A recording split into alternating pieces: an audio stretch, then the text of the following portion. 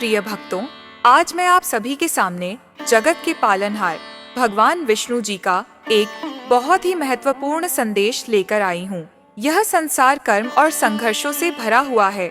हर कोई अपने जीवन में सुख, शांति और समृद्धि की कामना करता है, लेकिन अक्सर बाधाएं हमारे मार्ग को रोक देती हैं। इन सभी बाधाओं से मुक्ति पाने जीवन में हर प्रकार की सफलता और धन पाने का एक दिव्य मार्ग है। यह मार्ग है भगवान श्री विष्णु का पवित्र मंत्र। यह मंत्र अत्यंत शक्तिशाली है। जो भी भक्त इस मंत्र का 108 बार श्रद्धा और विश्वास के साथ जाप करता है, उसे श्री हरि के आशीर्वाद से हर तरह की बाधाओं से मुक्ति मिलती है और वह अपनी सभी इच्छाओं को प्राप्त करता है। यह मंत्र न केवल आपको बाहरी सुख देता है, बल्कि आपके मन को भी शुद्ध करता है। प्रिय भक्तों, मैं आपको विष्णु पुराण की एक कथा सुनाती हूँ। यह उस समय की बात है जब धरती पर राक्षसों का अत्याचार बहुत बढ़ गया था। मनुष्य और देवता सभी परेशान थे। तब देवताओं ने श्री विष्णु की शरण ली। उन्होंने श्री विष्णु का आवाहन किया और उनकी प्रार्थना सुनी गई। श्री विष्णु ने नारायण रूप में प्रकट होकर देवताओं के साथ मिलकर मंत्रों का जाप किया और अपनी दिव्य शक्तियों से राक्षसों का नाश किया। मंत्रों के जाप से ही उन्हें वह शक्ति मिली थी जिसने हर बाधा को समाप्त कर दिया था। यह मंत्र कोई साधारण मंत्र नहीं है। यह ब्रह्मांड की दिव्य शक्तियों से जुड़ा हुआ है। जब आप इस मंत्र का 108 बार जाप करते हैं, तो श्री विष्णु स्वयं आपके जीवन में प्रवेश करते हैं और अपने भक्तों की हर कठिनाई को दूर करते हैं, चाहे वह धन की कमी हो, कोई शारीरिक समस्या हो या मानसिक अशांति। श्री हरि के इस पवित्र मंत्र का 108 बार जाप करने से हर समस्या का समाधान होता है। प्रिय भक्तों, हम सभी जानते हैं कि जहाँ श्री विष्णु जी का नाम लिया जाता है, वहाँ देवी लक्ष्मी भी प्रसन्न होती हैं। माँ लक्ष्मी, जो धन और समृद्धि की देवी हैं, वे भी श्री विष्णु जी के भक्तों पर अपनी कृपा बरसाती हैं। जब आप श्रद्धा से श्री विष्णु जी के मंत्र का जाप करते हैं, तो माँ लक्ष्मी स्वयं आपके जीवन में धन और वैभव की वर्षा करती है। तो प्रिय भक्तों, अगर आप अपने जीवन में सच्ची समृद्धि, शांति और सफलता पाना चाहते हैं, तो इस मंत्र का 108 बार जाप या श्रवण जरूर करें। यह मंत्र आपके जीवन की हर बाधा को समाप्त करेगा और आपके सभी सपनों को साकार करेगा। अगर आप सच्चे मन से इस मंत्र का जाप करेंगे, तो श्री विष्णु स्वयं आपके जीवन में आएंगे और आपको हर प्रकार की समृद्धि और आशीर्वाद प्रदान करेंगे। जब आप इस मंत्र का जाप करेंगे, तो आपके जीवन में अद्भुत परिवर्तन आएंगे। आपका स्वास्थ्य उत्तम होगा, आपके धन में वृद्धि होगी और आपको मानसिक शांति प्राप्त होगी। तो प्रिय भक्तों, आज से ही श्री विष्णु जी के इस मंत्र का 108 बार जाप या श्रवण करना शुरू करें। भगवान विष्णु जी का आशीर्वाद सदा आपके साथ रहेगा। कृपा पाने के लिए इस वीडियो को दिल से एक लाइक करके हमारे चैनल सनातन ज्ञान को सब्सक्राइब करें और कमेंट में जय लक्ष्मी नारायण लिखना बिल्कुल ना भूलें। तो चलिए हमारे साथ इस मंत्र का स्मरण करिए। ओम कृष्णाय वासुदेवाय हरये परमात्मने प्रणतः क्लेशनाशाय गोविन्दाय नमो नमः। ओम कृष्णाय वासुदेवाय हरये परमात्मने प्रणतः क्लेशनाशाय गोविन्दाय नमो नमः। ओम कृष्णाय वासुदेवाय हरये परमात्मने प्रणतः क्लेशनाशाय गोविन्दाय नमो नमः। ओम कृष्णाय वासुदेवाय हरये परमात्मने प्रणतः क्लेशनाशाय गोविन्दाय नमो नमः। ओम कृष्णाय वासुदेवाय हरये परमात्मने प्रणतः क्लेशनाशाय गोविन्दाय नमो नमः। ॐ कृष्णाय वासुदेवाय हरये परमात्मने प्रणतः क्लेशनाशाय गोविन्दाय नमो नमः। ॐ कृष्णाय वासुदेवाय हरये परमात्मने प्रणतः क्लेशनाशाय गोविन्दाय नमो नमः। ॐ कृष्णाय वासुदेवाय हरये परमात्मने प्रणतः क्लेशनाशाय गोविन्दाय नमो नमः। ॐ कृष्णाय वासुदेवाय हरये परमात्मने प्रणतः क्लेशनाशाय गोविन्दाय नमो नमः।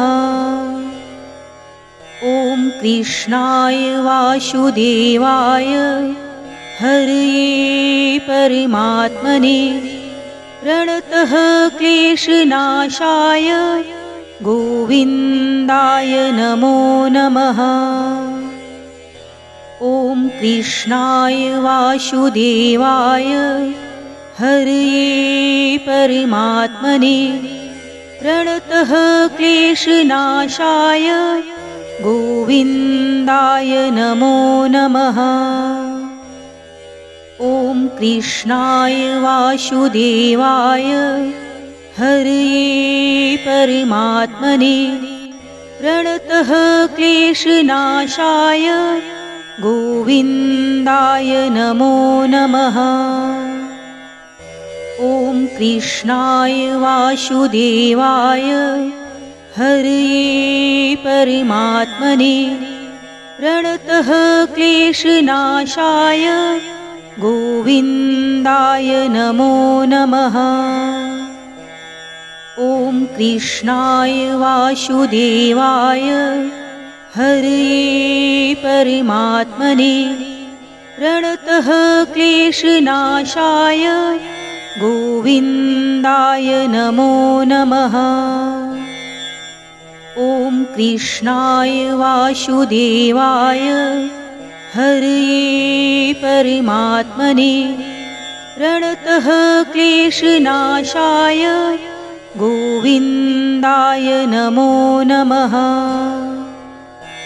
ॐ कृष्णाय वासुदेवाय हरये परमात्मने प्रणतः क्लेशनाशाय गोविन्दाय नमो नमः।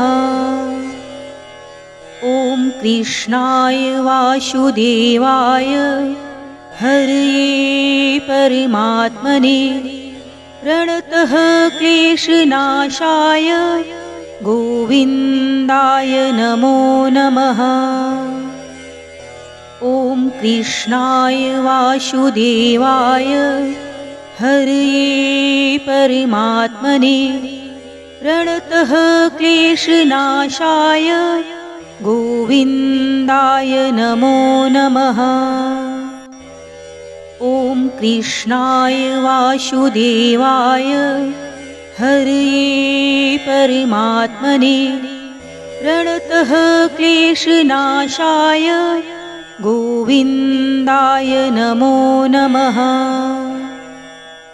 ॐ कृष्णाय वासुदेवाय हरये परमात्मने प्रणतः क्लेशनाशाय गोविन्दाय नमो नमः।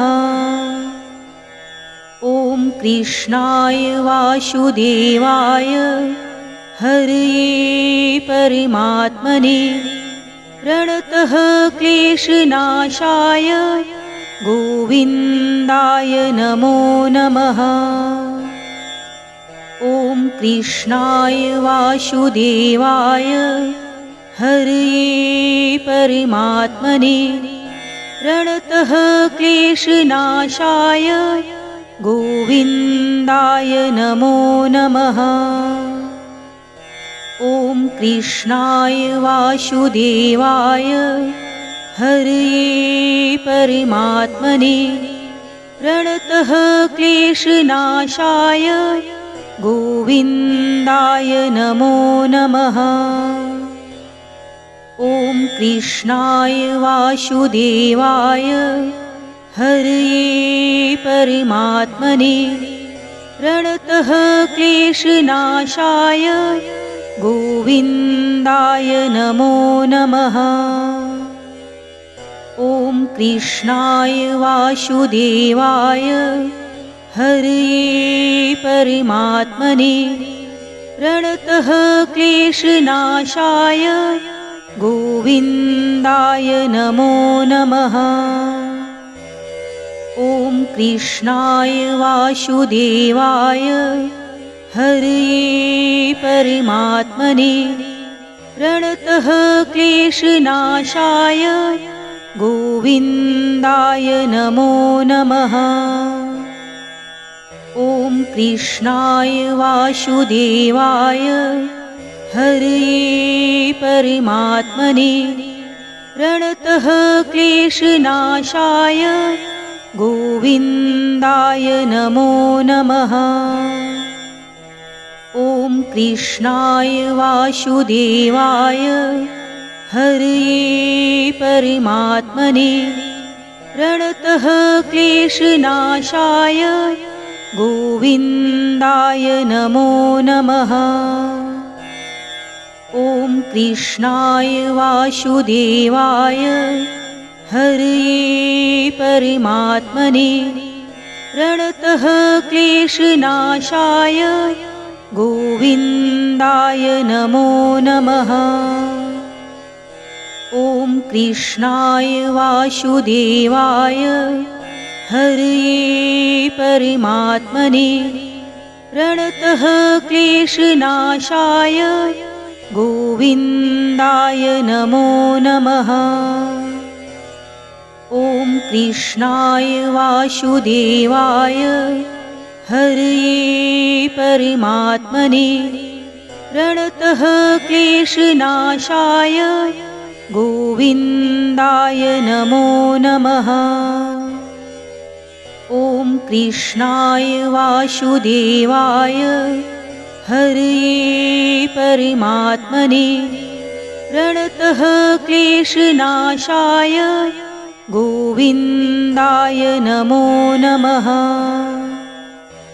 ॐ कृष्णाय वासुदेवाय हरये परमात्मने प्रणतः क्लेशनाशाय गोविन्दाय नमो नमः। ॐ कृष्णाय वासुदेवाय हरये परमात्मने प्रणतः क्लेशनाशाय गोविन्दाय नमो नमः। ॐ कृष्णाय वासुदेवाय हरये परमात्मने प्रणतः क्लेशनाशाय गोविन्दाय नमो नमः।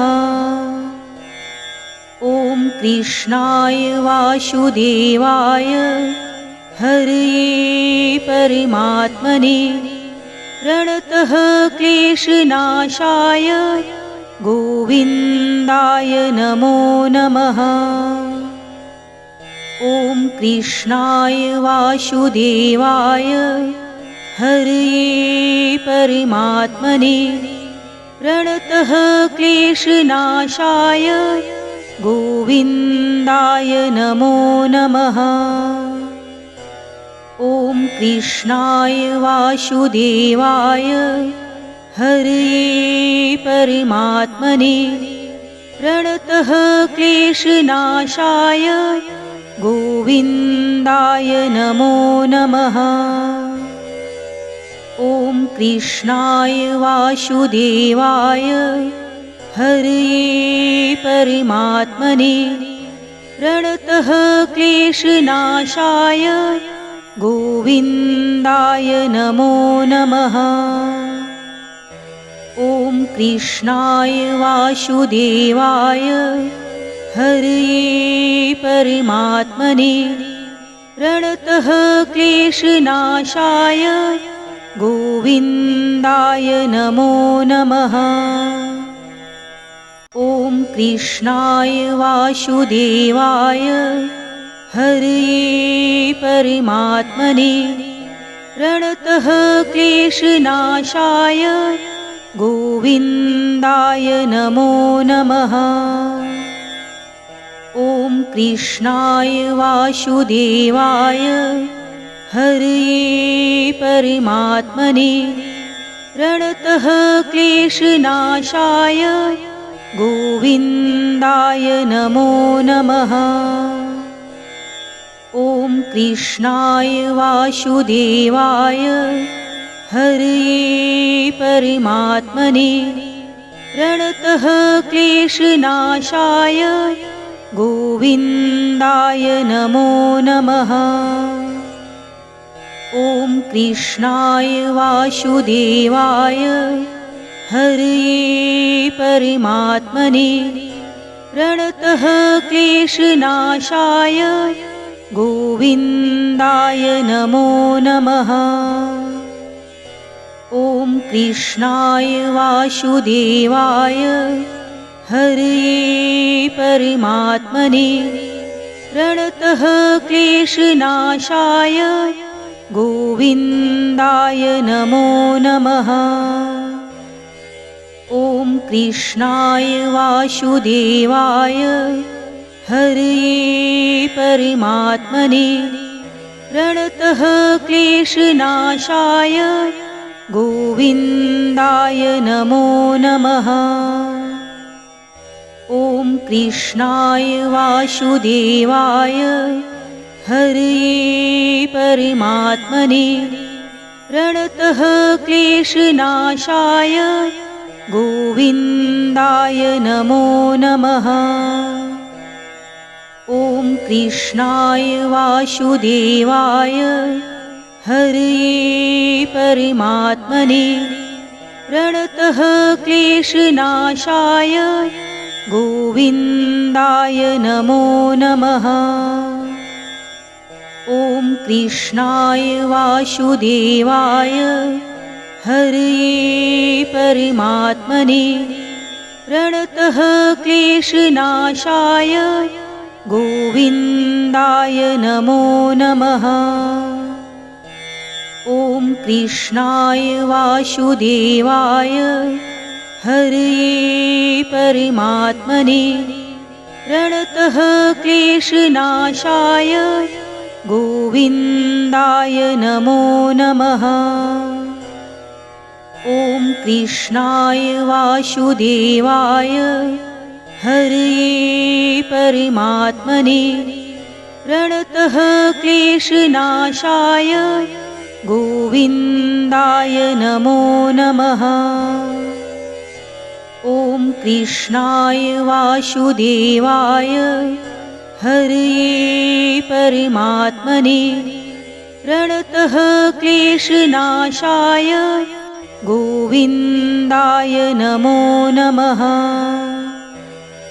ॐ कृष्णाय वासुदेवाय हरये परमात्मने प्रणतः क्लेशनाशाय गोविन्दाय नमो नमः। ॐ कृष्णाय वासुदेवाय हरये परमात्मने प्रणतः क्लेशनाशाय गोविन्दाय नमो नमः। ॐ कृष्णाय वासुदेवाय हरये परमात्मने प्रणतः क्लेशनाशाय गोविन्दाय नमो नमः। ॐ कृष्णाय वासुदेवाय हरये परमात्मने प्रणतः क्लेशनाशाय गोविन्दाय गोविन्दाय नमो नमः। ॐ कृष्णाय वासुदेवाय हरये परमात्मने प्रणतः क्लेशनाशाय गोविन्दाय नमो नमः। ॐ कृष्णाय वासुदेवाय हरये परमात्मने प्रणतः क्लेशनाशाय गोविन्दाय नमो नमः। ॐ कृष्णाय वासुदेवाय हरये परमात्मने प्रणतः क्लेशनाशाय गोविन्दाय नमो नमः। ॐ कृष्णाय वासुदेवाय हरये परमात्मने प्रणतः क्लेशनाशाय गोविन्दाय नमो नमः। ॐ कृष्णाय वासुदेवाय हरये परमात्मने प्रणतः क्लेशनाशाय गोविन्दाय नमो नमः। ॐ कृष्णाय वासुदेवाय हरये परमात्मने प्रणतः क्लेशनाशाय गोविन्दाय नमो नमः। ॐ कृष्णाय वासुदेवाय हरये परमात्मने प्रणतः क्लेशनाशाय गोविन्दाय नमो नमः। ॐ कृष्णाय वासुदेवाय हरये परमात्मने प्रणतः क्लेशनाशाय गोविन्दाय नमो नमः। ॐ कृष्णाय वासुदेवाय हरये परमात्मने प्रणतः क्लेशनाशाय गोविन्दाय नमो नमः। ॐ कृष्णाय वासुदेवाय हरये परमात्मने प्रणतः क्लेशनाशाय गोविन्दाय नमो नमः।